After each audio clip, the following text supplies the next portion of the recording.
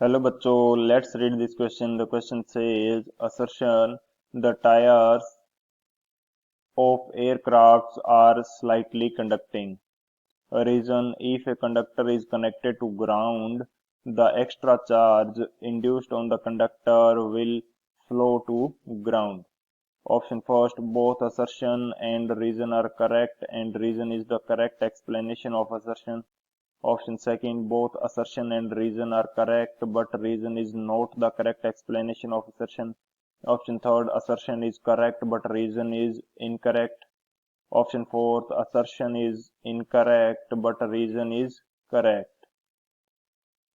हमें assertion के अंदर दे रखा है कि जो एयरक्राफ्ट हैं इनके टायर स्लाइटली कंडक्टिंग होते हैं. रीजन इसके पीछे का क्या दे रखा है कि यदि कंडक्टर के ऊपर कुछ चार्ज होगा तो एक्स्ट्रा चार्ज जो है वो इसको ग्राउंड से कनेक्ट करने के बाद में ग्राउंड में चला जाएगा. तो बात करते हैं की कंसेप्ट की. तो की कंसेप्ट के अंदर हम लोग डिस्कस करेंगे कि जो कंडक्टर होता है उसके ऊपर जो टोटल चार्ज होगा वो ज्यादा चार्ज इसकी सरफेस के ऊपर रहता है. यानी कि कंडक्टर के ऊपर जो चार्ज होगा वो सरफेस के ऊपर रहेगा एंड कंडक्टर से चार्ज फ्लो कर सकता है यदि इसको कनेक्ट किया जाए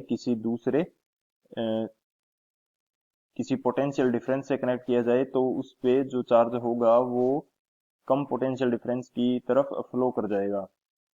तो हम लोग बात करते हैं की कंसेप्ट की. तो फर्स्ट जो की कंसेप्ट होगा ये तो हमारे पास हो जाएगा कि जो अर्थ है इसका जो पोटेंशियल डिफरेंस है या इसका जो पोटेंशियल है वो जीरो मेजर किया जाता है या जीरो लिया जाता है. Earth is behave as source and sink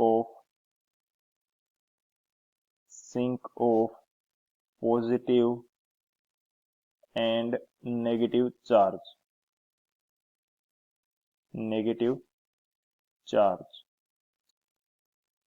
and potential of earth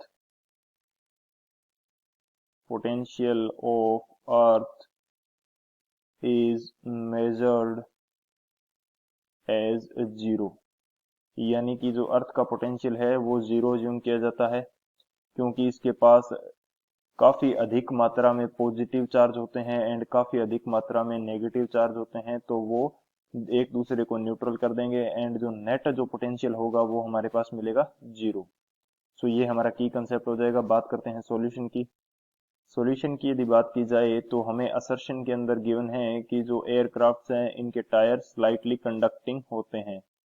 तो यदि टायर्स कंडक्टिंग है तो इनके ऊपर फ्रिक्शन के कारण चार्ज जनरेट होगा. फ्रिक्शन के कारण जो चार्ज होगा वो इंड्यूस होगा, इनके ऊपर इंड्यूस्ड चार्ज आ जाएगा. अब यदि इस इंड्यूस्ड चार्ज को या टायर्स को कनेक्ट किया जाता है